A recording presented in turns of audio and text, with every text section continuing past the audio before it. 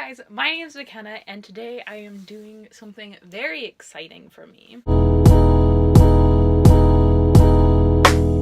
So about 3 years ago, I met an author at my school. Her name is Mindy McGinnis, and she wrote this book called Not a Drop to Drink about what would happen if the world lost its water. Well, last year, this book came out called Dry by Neil and Jared Schusterman with the same idea. And I thought it would be fun to read both of them and kind of compare and contrast. So the first book, Not a Drop to Drink by Mindy McGinnis, is obviously about what would happen if we lost water. But it takes place in rural Ohio, and it follows the main character Lynn as she's trying to survive with her mother in the middle of nowhere, and she doesn't know anyone else. And the world's kind of always been this way, and she hasn't really questioned it. But when she has to go outside of her bubble of her and her mother to survive past this, she learns some things that she didn't think she ever would.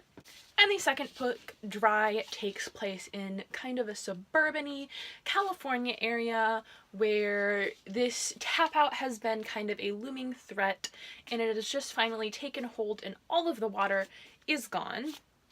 It follows a few main characters. I feel like the main character is Alyssa, though, and she enlists the help of one of her neighbors, her brother, and another guy she finds to kind of make it through this tap out. And I am just going to compare and contrast these two books, no spoilers, of course, and kind of, if this is your little niche that you want to read a book with no water, you can see which one you might like more. So the first thing I mentioned is kind of the setting, and the setting really plays into each of these stories. The Not a Drop to Drink book takes place in rural Ohio, so there aren't a lot of characters. There are only 2 characters until about 100 pages in, and it's just kind of all about survival. Like, this one is all about survival too, but this one is a little more about character dynamics because obviously it takes place in a California suburb.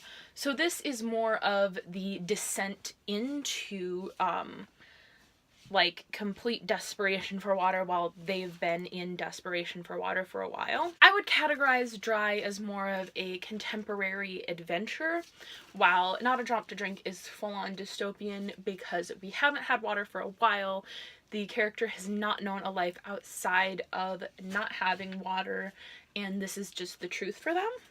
As far as the whole no water thing is, I do think Dry does a better job of the whole no water standpoint because this is more about the shortage of water, while Not a Drop to Drink is about the characters surviving in rural Ohio.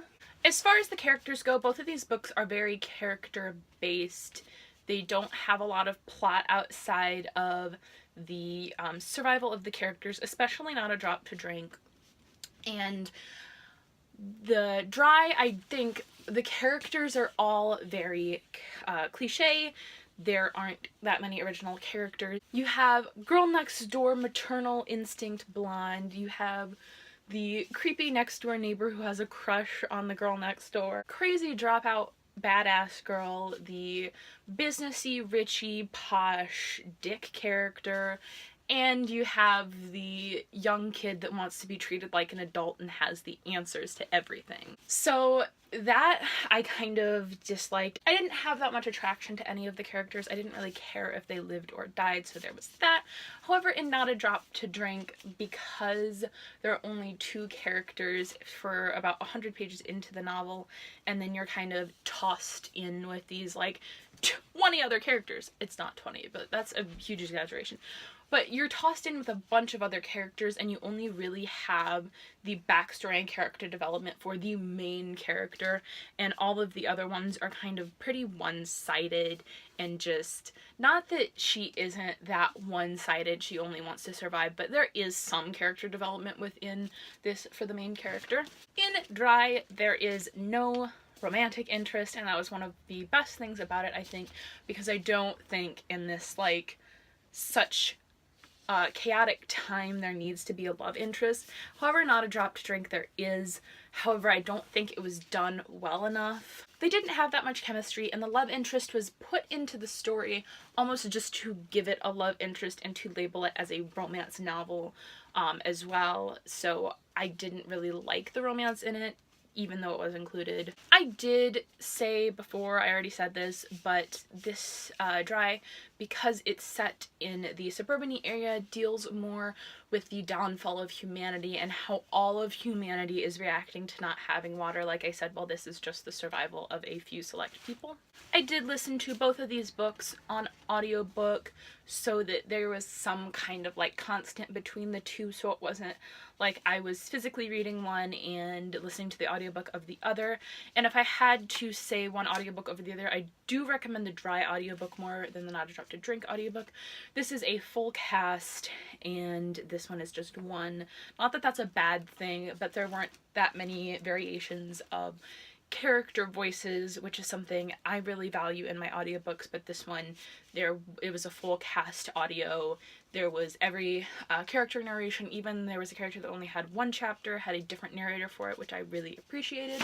I don't think the whole no water is really what I like, because I gave both of these books 3 stars. That wasn't particularly just because of their like tagline, but I didn't think that any of them were particularly over a 3-star read. I thought they were both pretty solid 3-star reads.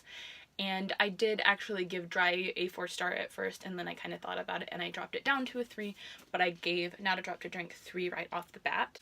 So all of that being said, if you're looking for a bigger cast of characters that have a little bit of variation, I would recommend Dry. And if you're looking to think about like what would happen to humanity if the water went out, Dry definitely is that book for you. But if you want more of a survival novel with a twinge of romance, I do recommend Not a Drop to Drink. One other thing I did really like about Dry is it has these snapshots. It's one thing that I've found that I really enjoy, to have an outside perspective that isn't just the main 2 characters. I know they both die at the end, and The Sun is Also a Star both have that in it, and I really do enjoy that. Dry is told in first person and a bunch of different point of views, while Not a Drop to Drink is told in third person, what's the word? Third person limited, following only Lynn. You don't really get like any moments without her.